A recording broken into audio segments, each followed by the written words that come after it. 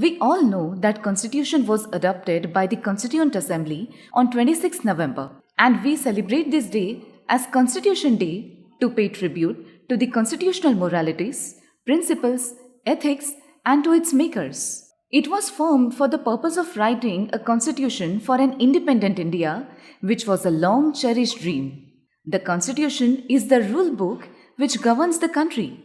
It is an agreement between the people of India since it was formed by an election held in a democratic way. Framing a constitution was never a simple task. The communal violence was at peak during the time of making due to the demand for partition, as minorities felt that they will not be fairly represented or heard in the assembly. Integration of princely states and their various demands was another big challenge.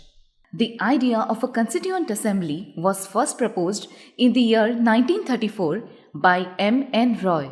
It was formed in 1946 on the basis of the Cabinet Mission Plan, under which elections were held for its formation. The assembly first met on 9th December 1946 and the last session was held from 14 to 26 November 1949 when the constitution was passed and adopted by the assembly. It finally came into force on 26 January 1950, which is celebrated as the Republic Day of India. The total membership of the assembly initially was to be 389. However, as a result of the partition and representative of the members of provinces ceased to be members, thus reducing the number to 299 members.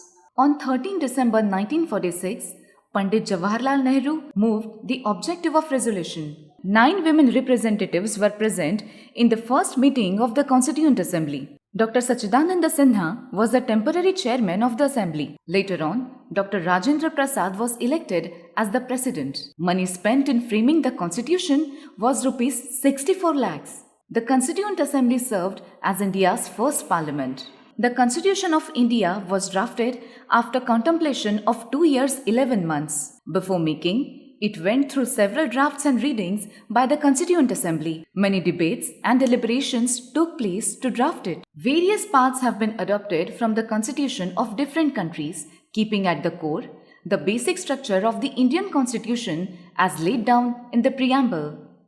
Most of the provisions of the Constitution drafted by the Constituent Assembly are perfectly relevant and in force till date. This shows their deep knowledge and vision about India.